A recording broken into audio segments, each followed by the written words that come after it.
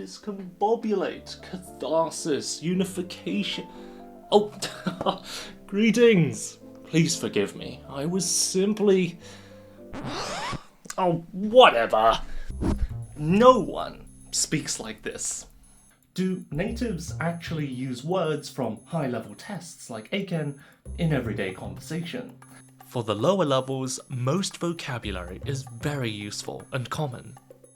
But how about the highest levels, like grade pre-1 and 1? I have a random selection of 100 words from Eiken grade 1, and I put them into 4 groups. Today, we'll answer 2 main questions. Do we really need Eiken grade 1 vocabulary to be fluent? And number 2, which kinds of words are the most useful? And then I'll share 3 tips to help you bring your vocabulary to the next level. But first, let's look at the 100 words.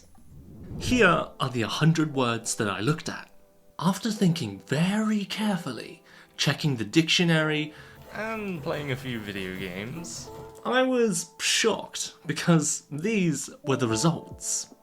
I was expecting a lot less common words and much more rare words, but this was a small sample of only 100 words, and you need to know thousands for Eiken first grade, so take these results with a grain of salt. Here are some examples of the words from each category, and some words I never ever hear are proliferation, plebiscite, convent. I'm a native English teacher, and even I had to look up the last 2 words in the dictionary. Convent? What the heck? Now, let's answer the first question. Do we really need Eiken grade 1 vocabulary to be fluent? Good news! You do not need this vocabulary to be a fluent speaker. Of course, if you know these common and some situational words, you can explain things more accurately and quickly. Instead of saying the tests after this will be more difficult, you can say subsequent tests will be more difficult. But actually, the first one sounds more natural. The second one sounds like something you'd read in a contract. There are other words that you already probably know that you can use instead of these grade 1 words.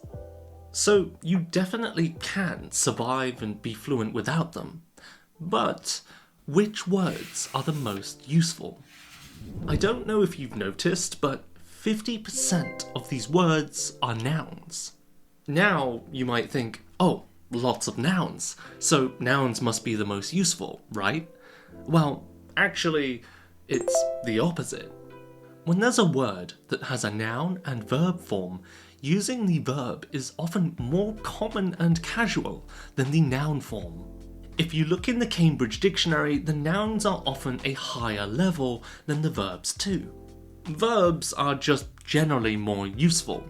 You know, Japanese is so convenient because often you can just remove the subject and sometimes even the object. But you need the verb, because it's the word that carries the most information in the sentence. That's why, generally speaking, the most useful words to learn are verbs. If you try to learn everything, you will go nuts. So here are some tips to help you save time and choose the vocabulary you learn so you don't go insane. Don't try to learn multiple meanings at once. There are some words that have more than one meaning. For example, one phrase in the grade 1 list was work out. And you can see here it has 2 meanings. These 2 meanings are completely different, so trying to learn them at the same time is just confusing. It's like if you tried to learn how to sing and play the guitar. You should probably sing and play separately first and then try them together. Doing both from the start is just too much. Oh my gosh, can you just shut up? As they say, if you chase 2 rabbits, you'll catch neither. Just learn the meanings in the order that you hear or read them. For example, maybe your friend is talking about going to the gym and he says, "By the way, let's work out together sometime." And you think, work out. 体を鍛える. Sure, sounds good. And after you're more confident, you can learn the other meanings. Now, let's have a look at tip number 2. B2 is already fluent. Earlier, I showed you this level system, right? This is called the CEFA scale. It's the international scale to measure English ability. And according to most websites, B1 to B2 is fluent, which means words at the C1 or C2 level are pretty rare. Of course, you can use these higher level words in casual conversation, like conundrum, ubiquitous, nefarious, and bombastic. But don't be surprised when people give you a funny look. Everyone has a different goal, but when you think, should I learn this word? Look at an official dictionary, like the Cambridge Dictionary, and check the word CEFA level as a guide. By the way, when you don't see a CEFA level next to a word, it means it's very rare or a special word like jargon or slang. So a general rule is pick a level and don't worry about words that are too high above your level. But there is one exception to this rule. Number 3, understand your interests. Even amongst natives, people's vocabulary can be a little different. Not everyone knows exactly the same words, and that's because of hobbies, interests, and jobs.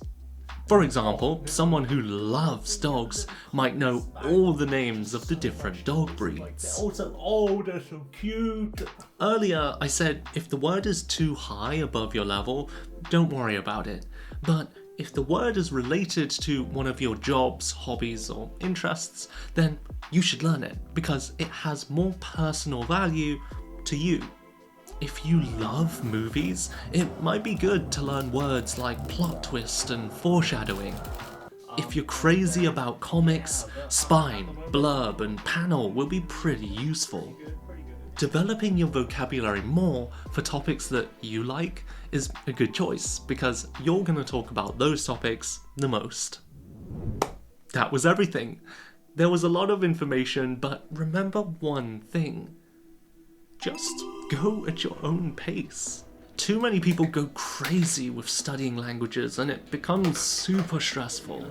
Chill out, relax, take it easy. Well, unless you're studying for an exam, in that case, good luck. But have a wonderful day and bye for now.